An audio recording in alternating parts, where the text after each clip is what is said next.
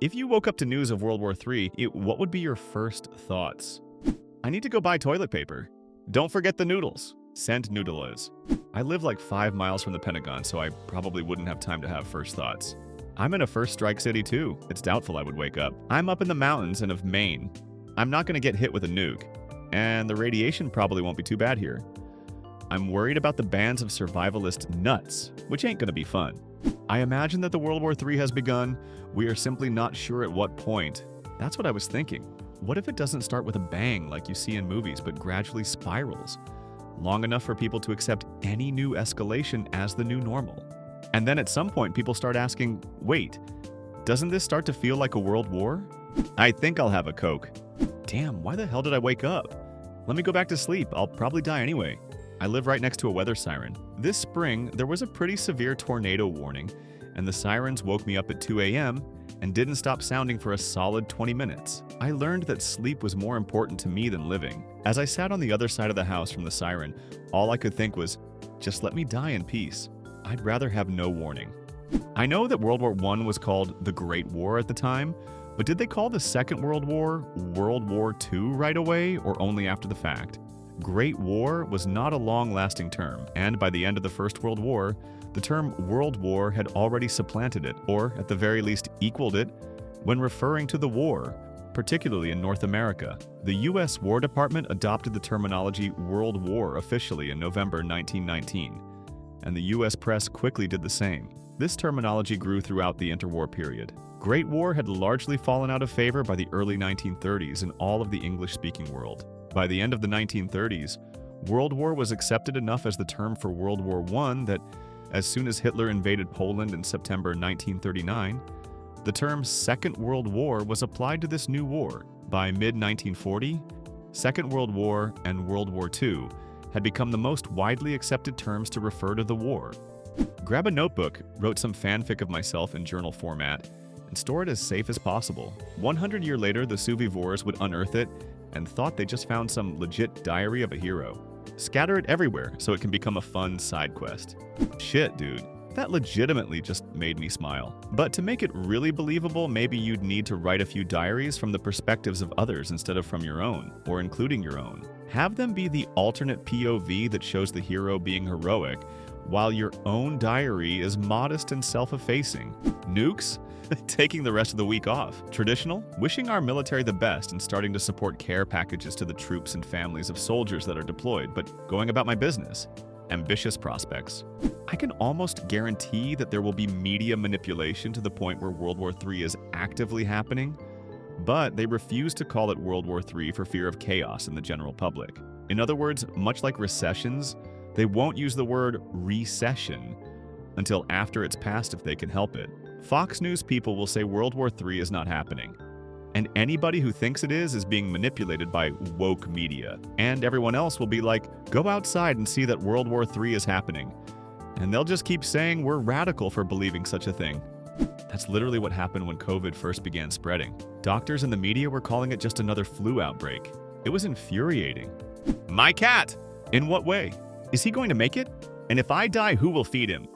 First, I'd check to see if America is already directly involved, i.e. sending strike packages or boots on ground.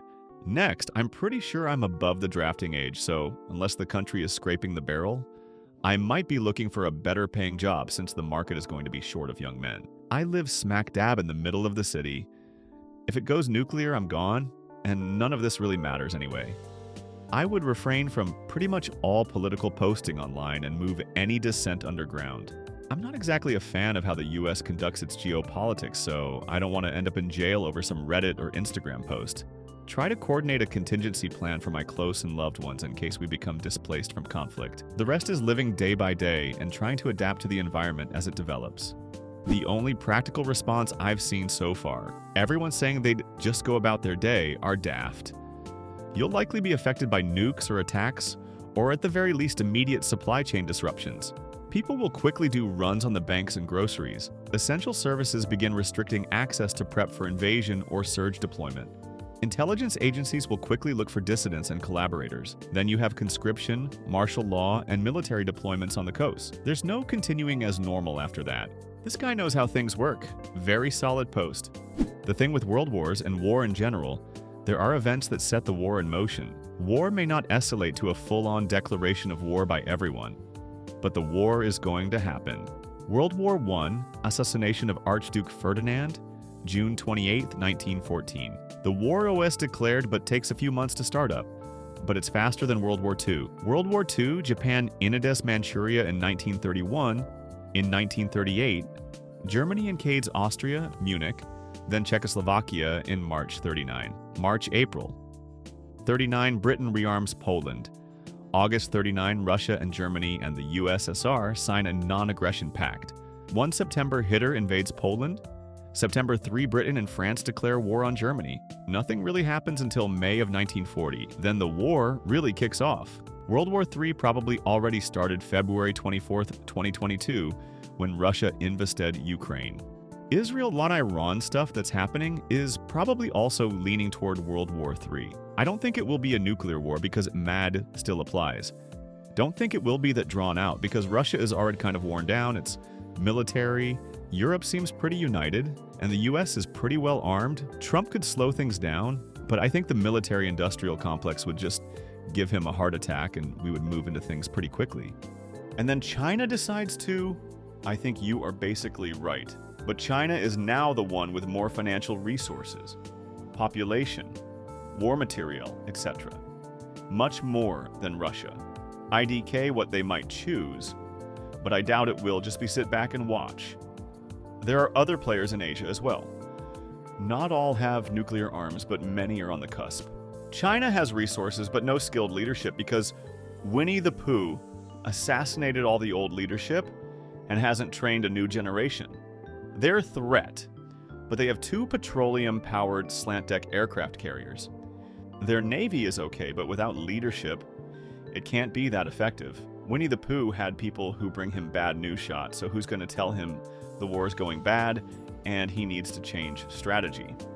But if they get their shit together, it becomes a serious problem. What would you do if you woke up to the news of World War III? Let me know in the comments. Drop a like if you enjoyed the video and subscribe so you don't miss the next crazy story.